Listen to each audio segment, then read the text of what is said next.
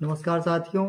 Bihar study group BSG नाम का जो एक टेलीग्राम चैनल है, जिसके तहत हम लोगों ने एक छोटी सी शुरुआत की है, इससे जुड़ने के लिए आप लोगों का बहुत बहुत धन्यवाद।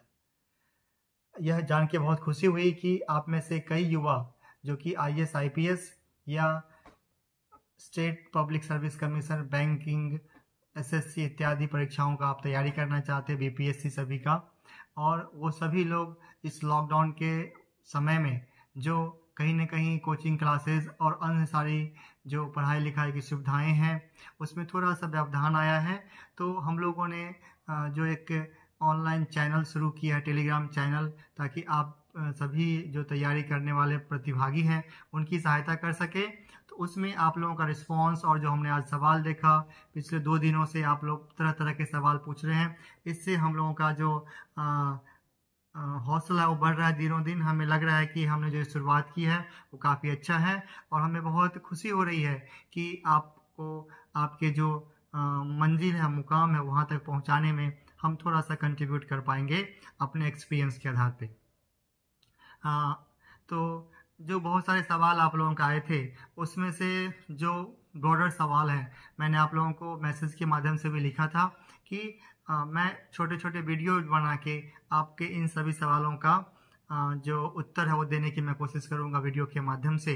तो आज जो मैं आपके साथ 5 मिनट का वीडियो शेयर करने जा रहा हूँ, उसमें किसी एक टॉपिक पे मैं डिटेल में नहीं जाके, क्योंकि अभी आप लोगों ने, बहुत सारे लोगों ने तैयारी शुरू की है, तो सभी जो 5-6 पॉइंट्स मैंने नोट किए हैं आप लोगों के क्वेश्चंस के आधार पे, उन सभी 5-6 पॉइंट्स पे मैं थोड़ा थोड़ा ब्रीफ में आपको बताऊंगा, ताकि आपको एक आइडिया क्लियर हो जाए कि हमें अपने IAS IPS BPSC या जो आपका SSC हो गया, इन सब तैयारियों के लिए आपकी जो तैयारी की नीति है, रणनीति है, वो कैसे बनानी है और आपको कैसे आगे बढ़ना है। इससे पहले कि मैं आगे बढ़ूं, मैं जो न्यूज़ 18 चैनल है उनका भी धन्यवाद देना चाहूँगा कि उन्होंने आप सभी तक इस न्यूज़ को पहुंचाने का काम किया है, ताकि आप सभी जान सके और हम आप सभी को टेलीग्राम चैनल के माध्यम से मदद कर सके। दोस्तों, सबसे पहला जो सवाल आता है हम सभी के मन में, जैसे मैं भी जब तैयारी शुरू किया, मैं पहले ये बताना चाहता हूँ कि मैंने जो अपनी IAS की तैयारी की वो हिंदी माध्यम से की थी, और मैं जो भी वीडियोस आपको शेयर करूँगा, अपलोड करूँगा, वो कहीं ना कहीं मैं ये देख के करूँगा कि हिंदी माध्यम में जो तैयारी करने वाले छात्र छात्राएं हैं, एस्पिरेंट्स हैं, उनको कैसे मदद पहुँचाया जा सके। तो सबसे पहली बात तो ये है कि लोगों के मन में आता है, डाउट होता है, कई लोग मुझे पूछते हैं कि क्या मैं IAS बन सकता हूँ कि नहीं। तो ये जो सवाल है कि क्या मैं बन सकता हूँ नहीं कि नहीं, तो मैं जो भी टॉपिक्स के बारे में आपको वीडियो अपलोड करूँगा, वो मैं अपने एक्सपीरियंस के आधार पे, कि जो मैंने अनुभव खुद किया है अपनी तैयारी के दौरान, उसके आधार पे बीच बीच में अपना एग्जाम्पल दूंगा। अपने आप को ये बताने के लिए नहीं कि मैं मतलब अपने आप को ज़्यादा एग्जैगरेट करने के लिए नहीं, बल्कि ताकि उससे आपको समझने में सहायता मिलेगी कि जब ये आदमी बन सकता है तो मैं भी बन सकता हूँ। तो यहाँ मैं अपना एग्जाम्पल इससे देना चाहता हूँ कि मेरी जो पृष्ठभूमि रही है, सामाजिक, आर्थिक और शैक्षणिक पृष्ठभूमि बहुत ही सामान्य रही है। कहने का मतलब ये है कि मैंने जो 10th तक का जो एजुकेशन लिया, वो मैंने अपने स्टेट बोर्ड, बिहार बोर्ड से 10th पढ़ा, जिसमें आप सभी जानते हैं कि हिंदी जो है, इंग्लिश जो है वो 6th स्टैंडर्ड से शुरू इंट्रोड्यूस की जाती है। फिर मैंने ISC किया दरभंगा जिला से, और वहीं दरभंगा में जो ललित नारायण मिथिला यूनिवर्सिटी है, LNMU है, वहीं से मैंने BA पॉलिटिकल साइंस किया। यही मेरी पूरी एजुकेशन है, BA political science from Mithila university. तो हमें ये नहीं सोचना है, कोई लोग ये सोचते हैं कि नहीं, मेरी तो एजुकेशन है, उसका बैकग्राउंड अच्छा नहीं है, मुझे अच्छे अच्छे कॉलेज, यूनिवर्सिटीज़, उसका एक्सपोजर नहीं मिला है, तो मैं तो IAS नहीं बन सकता हूँ।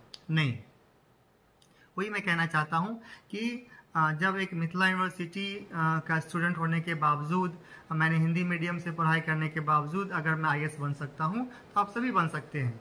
तो मेरा ये कहना है कि IAS एक ऐसा एग्ज़ाम है जो सभी तरह के पृष्ठभूमि के लोगों को एक लेवल प्लेइंग फील्ड देता है। तो इसके लिए ज़रूरी ये नहीं है कि आप किस यूनिवर्सिटी से आए हैं, किस कॉलेज से आए हैं, कौन सी मीडियम से आपने एजुकेशन लिया है, ये कोई ज़रूरी नहीं है। तो इसीलिए मैं कहना चाहता हूँ कि आप कोई भी आईएएस बन सकते हैं। सेकेंड जो सवाल आता है मीडियम का, चूंकि मैंने हिंदी मीडियम से किया है तो मैं सिर्फ हिंदी मीडियम के बारे में बात करूंगा। मीडियम के बारे में मेरा बस इतना कहना है कि मीडियम अपने आप में कोई अच्छा या बुरा नहीं होता है, सभी मीडियम अच्छे हैं। तो कौन सी मीडियम लेना चाहिए, खास के जो बिहार से जो स्टूडेंट्स होते हैं जिनकी एजुकेशन जिनका जो हिंदी मीडियम में होता है लेकिन बाद में जाके वो शायद इंग्लिश मीडियम में पढ़ते हैं, उनका ये सवाल होता है कि मेरा कौन सा मीडियम ले। कुछ लोगों को दुविधा होती है, तो उसमें भी मैं अपने एक्सपीरियंस से ये कहना चाहूँगा कि आपकी 10वीं तक की जो एजुकेशन है या 12वीं तक की जो एजुकेशन है वो जिस मीडियम में है वो मीडियम आपको ज़्यादा सूट करेगा, उसमें आपकी समझ ज़्यादा अच्छी होगी। क्यों? क्योंकि ये जो आईएएस एग्ज़ाम है इसमें आपको बहुत सारा पढ़ाई करनी होती है, बुक्स पढ़ने होते हैं। सो लैंग्वेज ऐसी होनी चाहिए जिसमें आप बुक्स को, मैगजीन को पढ़ के समझ सकते हैं। फिर आप उसकी जो थिंकिंग है उसी लैंग्वेज में होनी चाहिए, उसको आपको लिखना भी होता है। तो अगर आपने कोई ऐसा मीडियम ले लिया जिसमें क्या है, बुक्स को पढ़ने के लिए आपको डिक्शनरी की ज़रूरत पड़ती है, तो शायद कहीं ना कहीं मीडियम जो है आपकी प्रिपरेशन के बीच में आ जाएगी। तो इसीलिए मेरा आप सभी से सुझाव है कि आप मीडियम का चुनाव सजगता से करें, कौशल के साथ करें और वो मीडियम लें जिसमें आपने 10th या 12th तक की पढ़ाई की है। फिर बहुत सारे लोग ये सवाल उठाते हैं कि नहीं हिंदी मीडियम में तो सिलेक्शन नहीं हो रहा है। तो मैं ये कहना चाहता हूँ कि हिंदी मीडियम में सिलेक्शन नहीं होने का कारण ये नहीं है कि हिंदी मीडियम कोई खराब माध्यम है। उसका कारण ये है कि हिंदी मीडियम में बहुत कम लोग अपीयर होते हैं, that is one of the reason. एक और रीज़न है जो मैंने प्रैक्टिकली अनुभव किया है कि हिंदी मीडियम से जो पढ़ने वाले छात्र हैं और जो आईएएस के एग्ज़ाम में अपीयर होते हैं उसमें से बहुत सारे ऐसे छात्र होते हैं जिनकी शैक्षणिक या आर्थिक पृष्ठभूमि थोड़ी सी कमज़ोर होती है। इसका भी प्रभाव कुछ हद तक तैयारी में पड़ता है। लेकिन आप रिजल्ट पे जाएंगे तो 2014 में जो 2013 का एग्ज़ाम था, 2013 के एग्ज़ाम में मैं खुद हिंदी मीडियम का टॉपर रहा हूँ। हालांकि मेरी रैंक 107 थी, लेकिन उसके बाद 2014 के एग्ज़ाम में जो हमारे साथी हैं निशांत जैन, उनकी 13 रैंक आई थी। तो आप अच्छे रैंक भी हिंदी माध्यम से ला सकते हैं। तो माध्यम में भी कोई ऐसा नहीं है कि दुविधा नहीं होनी चाहिए, मेरे कहने का मतलब। और हिंदी भी एक सशक्त माध्यम है आईएएस बनने के लिए। साथियों, अब मैं नेक्स्ट आऊँगा कोचिंग के बारे में। कुछ लोग ये बोलते हैं कि कोचिंग करना अनिवार्य है या नहीं, बिना कोचिंग के हम नहीं पास हो सकते हैं कोई भी एग्ज़ाम, चाहे आईएएस हो या बीपीएससी का हो। तो इसके बारे में मेरा कहना है कि पहले बात तो मैं बता दूं कि मैंने ऑप्शनल के लिए कोचिंग ली थी, जनरल स्टडीज़ के लिए कोचिंग नहीं ली थी। मेरे ऑप्शनल 2012 में भी मेरा सिलेक्शन हुआ था आईआरएस में, तो उसमें मेरे ऑप्शनल थे हिस्ट्री एंड पब्लिक एडमिनिस्ट्रेशन। और 2013 एग्ज़ाम में जब सिलेक्शन हुआ उस समय मेरा ऑप्शनल इतिहास था। तो मैंने दोनों ही ऑप्शनल की कोचिंग ली थी। जनरल स्टडीज़ के लिए मैंने कोचिंग नहीं ली थी। लेकिन और तो मैं यही कहना चाहता हूँ कि कोचिंग ऐसा नहीं है कि कोचिंग बिना नहीं हो सकता। हमारे बहुत से कलीग्स ऐसे हैं जिन्होंने आईएएस का एग्ज़ाम पास किया है बिना किसी कोचिंग के गाइडेंस के। कुछ ऐसे भी छात्र रहे हैं जो कि प्रीलिम्स की भी कोचिंग लेते हैं, मेंस की भी कोचिंग लेते हैं, इंटरव्यू की भी लेते हैं। तो कोचिंग के बारे में मेरा ये कहना है कि कोचिंग अगर आपके पास सामर्थ्य है और आपके पास समय है तो आप कोचिंग ले सकते हैं, इसमें कोई बुराई नहीं है। लेकिन ये नहीं इसका मतलब ये है कि बिना कोचिंग के आप आईएएस नहीं बन सकते हैं। ये मैं क्लियर करना चाहता हूँ कि बिना कोचिंग के भी आप आईएएस बन सकते हैं। हाँ, जब कोचिंग का आप चयन कर रहे हैं तो कोचिंग का चुनाव ऐसे करें कि वो कोचिंग अच्छी क्वालिटी वाली होनी चाहिए। ऐसा नहीं कि कम पैसों के लालच में हम ऐसे कोचिंग को ज्वाइन कर ले जिसकी क्वालिटी उतनी अच्छी नहीं है या उसके फैकल्टीज उतने अच्छे नहीं हैं। तो कोचिंग ज्वाइन करते समय ज़रूर इस बात का ध्यान रखें कि हम अच्छे टीचर से ही, अच्छे शिक्षक से ही हम कोचिंग ग्रहण करें। एक और सवाल आप सभी लोगों में कई लोगों ने उठाया है, वह यह सवाल है कि मैं तो जॉब करता हूँ, मेरे पास टाइम कम है, तो क्या मैं आईएएस की तैयारी मुझे करनी चाहिए या नहीं करनी चाहिए, क्या मैं आईएएस बन सकता हूँ या नहीं बन सकता हूँ। साथियों, एक बार पुनः मैं अपने अनुभव का सहारा लूँगा और मैं ये कहना चाहूँगा कि आईएएस से पहले मैं आईआरएस में था, और आईआरएस से पहले भी मैंने करीब 4 साल एसएससी के थ्रू, जो ग्रेजुएट लेवल का एग्ज़ाम होता है, उसके थ्रू मैं असिस्टेंट ग्रेड में मैंने डिपार्टमेंट ऑफ कॉमर्स में 4 साल की मैंने नौकरी की है। और मैंने जो अपनी तैयारी है उसी दौरान मैंने किया, और जॉब के साथ साथ मैंने तैयारी भी की, मैंने कोचिंग क्लासेस भी लिए, और कभी भी मैंने छुट्टियां नहीं ली, जो एक साल में जो कि 30 डेज का ईएल होता है उसके अलावा, और जो सीएल होता है, मैंने कभी लीव विदाउट पे ऐसा कुछ नहीं लिया। मैंने अपना ऑफिस की जिम्मेदारी निभाते हुए ही मैंने सारे तैयारी किए हैं। तो मेरा ये कहना है कि जॉब के रहते हुए भी आप तैयारी कर सकते हैं। लेकिन मैंने जॉब इसीलिए किया क्योंकि मेरे साथ पारिवारिक ऐसी जिम्मेदारी थी कि मुझे जॉब करना जरूरी था। मैं आप लोगों से फिर से कहना चाहता हूं कि अगर आपको लगता है कि आप बिना जॉब किए हुए भी आईएएस की तैयारी कर सकते हैं, अर्थात अगर आपको घर से इतना सपोर्ट है, फिनेंशियली आप इतने स्ट्रांग हैं कि आप तैयारी कर सकते हैं, तो मेरी सजेशन यही रहेगी कि आप जॉब नहीं करें तो बेहतर है। क्योंकि मैं चाहता हूं कि आईएएस एक ऐसा एग्जाम है कि आपके पास जितनी एनर्जी है, जितने रिसोर्सेस हैं, चाहे वो टाइम हो या मनी हो, आप सब कुछ उसमें लगाएं, ताकि कभी आपको बाद में ये एहसास नहीं होना चाहिए कि मैंने अगर जॉब छोड़ दिया होता तो मुझे आईएएस में सिलेक्शन हो गया होता। लेकिन जो आर्थिक रूप से मजबूर हैं या उनकी पारिवारिक कंडीशन ऐसी है कि वो बिना जॉब के तैयारी नहीं कर सकते हैं, तो मैं उनको अपना एग्जाम्पल भी देना चाहता हूं और ये कहना चाहता हूं कि नहीं, बिना जॉब करते हुए भी आप आईएएस निकाल सकते हैं। बस उसके लिए आपके अंदर में वो जज्बा होना चाहिए, वो जुनून होना चाहिए कि मुझे आईएएस बनना है। एक और सवाल होता है कि तैयारी हम कैसे करें, प्रीलिम्स की तैयारी पहले कैसे करें, या मेंस की तैयारी करें, या इंटरव्यू की करें। इस बारे में मेरा ये कहना है कि तैयारी प्रीलिम्स या मेंस की अलग अलग नहीं होती है, तैयारी इंटीग्रेटेड होती है। और चाहे आप प्रीलिम्स के क्वेश्चंस को देखें, मेंस के सवाल को देखें, इंटरव्यू के सवाल को देखें, एक ही तरह का सवाल होता है, लेकिन अलग अलग तरीके से पूछा जाता है।